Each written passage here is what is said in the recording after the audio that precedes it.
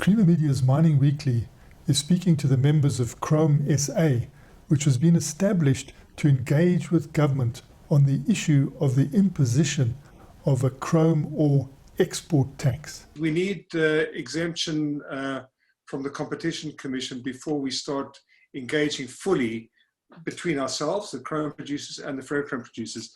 Now, we're not hiding behind that. I think that we're not saying that that is going to be the panacea, but we do need that two forums. We need a forum within the chrome producers and a forum with the ferrochrome producers. The ferrochrome producers export chrome. They don't only export ferrochrome, they export chrome as well. They're big exporters of chrome. And maybe the biggest, collectively, they're the biggest exporters of chrome. The fact is that the capacity that is idle is high cost production. Given current circumstances, you can't make money using that idle capacity. And maybe that's what they're saying, is that, okay, well, toll treat and put in a tax, and then, you'll make some money off that. But the fact is that that idle capacity is idle because it's just uneconomical. It's not that there's a shortage of ore. They have access to their own ore and other people's ore. A chrome tax is difficult to switch on and then to switch off again. Very difficult. So let's assume government said, okay, there's going to be a chrome tax in 6 months' time, or whenever, however long it's going to take. During that 6 months, what's going to happen is that the Chinese will say, okay, we will stockpile as much chrome ore as possible so that when the chrome tax does come into force, we won't have to pay chrome export tax. So then they build up the stockpile, and they already do have a big stockpile. They've got over 3 million tons of ore at their ports.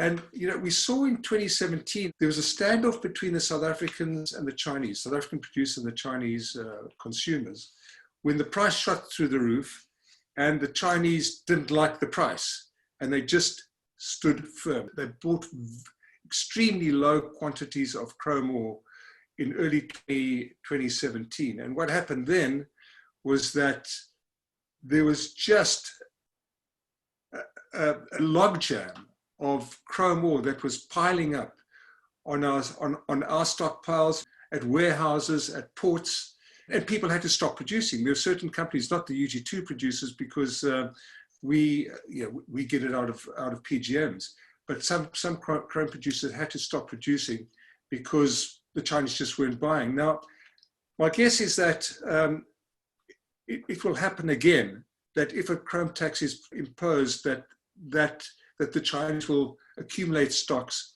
and then when it comes to the imposition of a tax, there's going to be a freeze on them buying for as long as they can. But that's going to happen, and so there's going to be quite a dramatic impact then. And then to switch it off again, I think that some of your articles talk about a temporary reprieve for the ferrochrome producers. The tax will give them a temporary reprieve. Well, first of all, I think that the government is going to love the revenue, and they're going to get used to getting that revenue, and it's going to be hard for them to switch off that revenue. Number one. Number two, when the government announces that the chrome tax will no longer be there, well, the Chinese are going to behave quite differently as well. They're going to stop buying again, because why buy chrome with a tax when you can buy chrome without a tax in 6 months' time? So the on-off, I think, is very difficult to implement. It's only electricity that's going to save the ferrochrome industry, electricity tariffs. And that's what's going to save it. If a chrome tax gets imposed today, within a year or two, the benefit of a chrome ore tax is going to be whittled away by increasing electricity tariffs. I sympathize with the ferrochrome producers, understand the predicament they're in, but really, we're not the reason why they're suffering. It's really electricity tariffs. One of the key factors that's being underestimated is the ability for other regions to substitute at higher prices South African ore.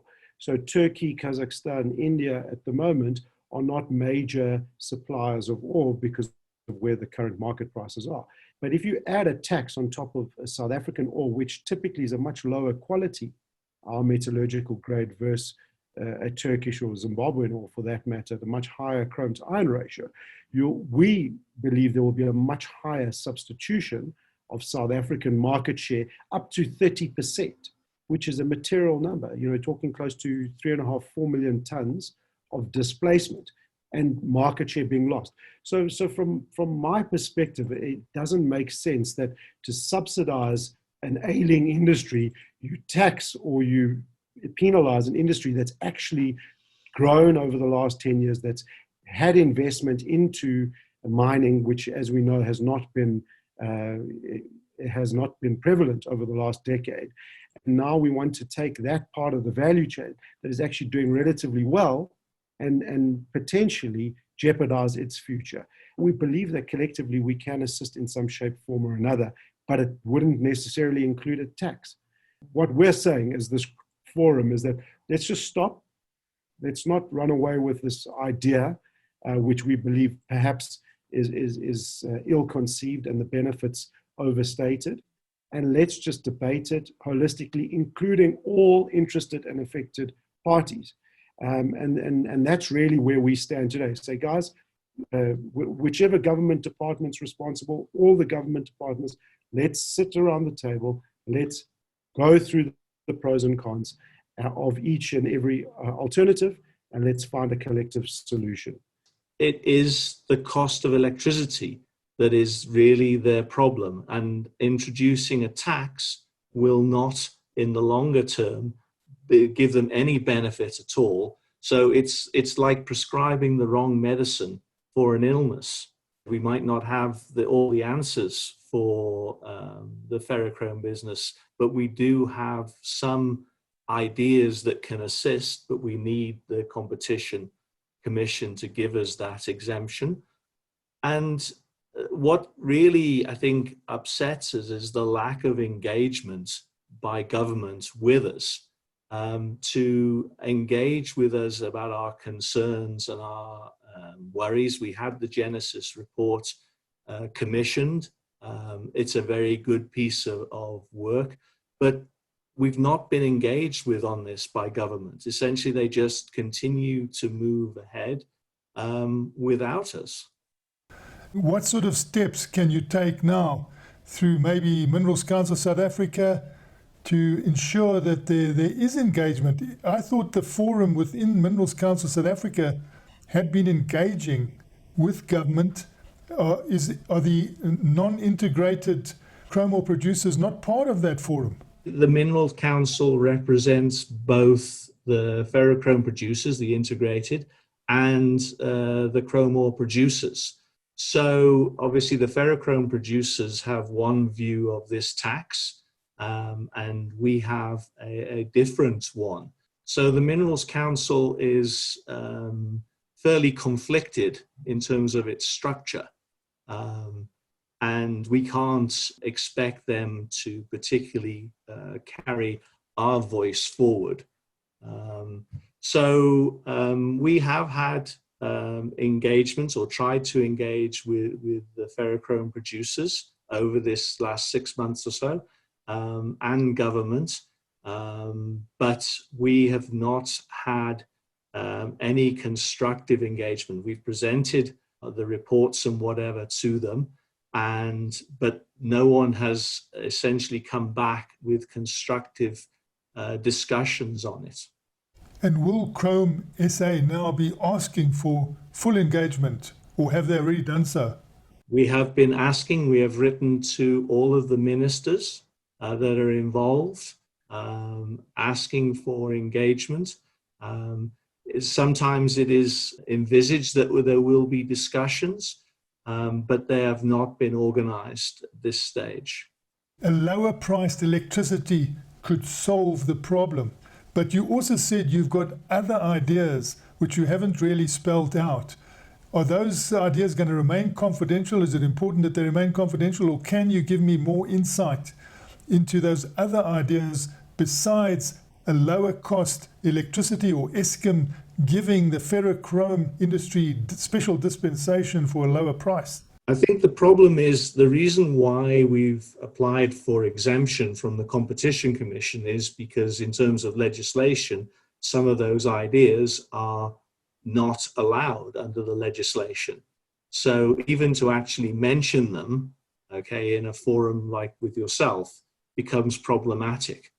But there are ideas, they might not be the complete solution to their problem, but we believe that they would assist. What if you got a minimum price that they agreed to buy your product from the non-integrated chrome ore producers? The ferrochrome industry said, we will pay you a guaranteed price. What would that price have to be, and would that interest you? I think that it would certainly be something that we could discuss, but we can't even have that discussion before you get exemption. Are you expecting to get a dispensation? We are expecting to get it. I mean, we have put forward the case of why we believe that it is essential for us to do so. We have no reason to believe that we shouldn't, but the process does tend to be quite involved. Exemptions are not that common within South Africa, and our circumstances are a little bit different. It's an external matter, if you like, that's causing us to want to come together and do something. It's not like the chrome ore producers of their own say, okay, let's apply for an exemption because it might make us more profitable. It's the imposition of an external factor like the chrome ore tax that we have come together and apply for this exemption in order to try and avoid such a tax by proposing alternatives.